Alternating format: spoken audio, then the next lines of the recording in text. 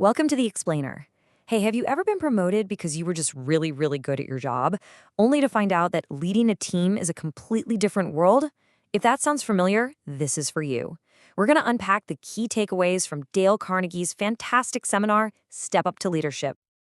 And this is the central question, isn't it? The very skills that made you a star individual contributor are not necessarily the same ones that make you a great leader.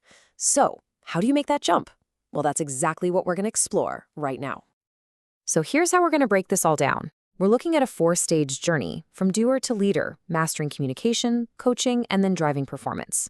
By the end, you're going to have a really clear map for your own leadership path. Ready to jump in? Okay, first things first, and this is probably the most important part, the mindset shift.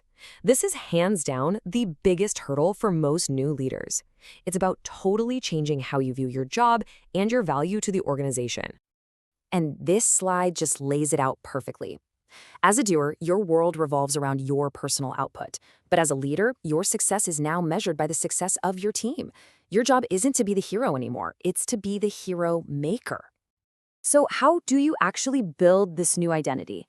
Well, in the seminar, you'd be focusing on these 5 key drivers. Just think of them as the essential pillars of great leadership. They really cover the whole spectrum, from that core transition to balancing people and processes, all the way to handling conflict.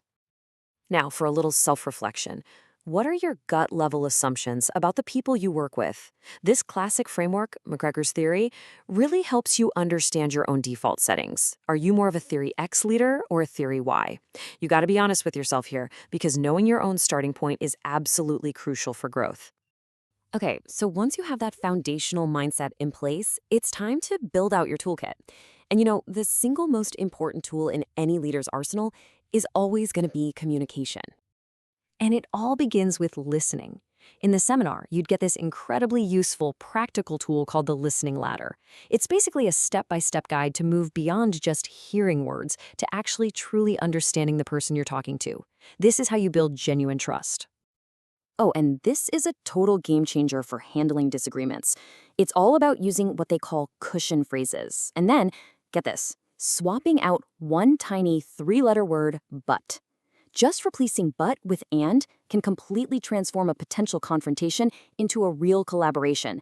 It is such a simple tweak with a massive impact. You'd also learn a great technique called the interview. It's essentially a structured way to get past the small talk and really dig into what makes each of your team members tick. I mean, think about it. When you know what truly drives them, you can lead them so much more effectively. All right, so you've got the mindset, you've got the tools. Now it's time to put it all into practice. This next section is all about the application, about coaching, how you build your people up and empower them to do their absolute best work. Let's talk about delegation. For so many new leaders, this is the hardest part. That urge to just say, it's faster if I do it myself is so strong. But what you learn here is to see delegation in a completely new light. It's not about offloading work. It's an investment in your people's growth and a multiplier for your own impact. And you're not left to guess how to do it. You'd get a clear step-by-step playbook. This 8-step process pretty much takes all the guesswork out of delegation.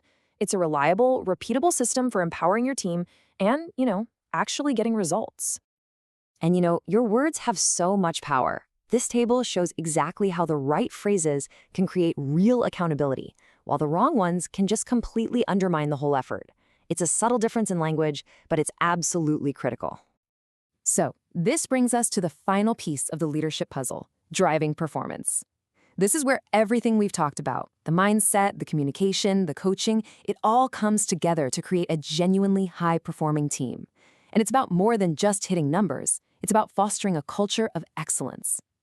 Are you tired of that dreaded annual review process? Well, the seminar teaches a much, much better way. The RAVE review. It's a framework for performance conversations that's actually positive, it's forward-looking, and it's helpful. Imagine that. And here's a fantastic little cheat sheet for giving feedback that actually works. The whole goal is to be a coach, not a critic or an adversary. It's all about focusing on the problem, not attacking the person, and then working together to find a path forward. And finally, you learn the art of giving praise that really means something. This simple 3-step formula helps you go way beyond just a good job. It helps you give recognition that is specific, it's sincere, and it's truly motivating. You know, everything we've talked about really comes back to this one simple but incredibly profound idea from Dale Carnegie himself. Leadership is a boomerang. The energy, the trust, and the support you give to your team, it will all come back to you. So, there you have it. You've seen the roadmap, you've seen the toolkit. The path from doer to leader is really clear. The only question that's left is, what kind of leader are you going to choose to be?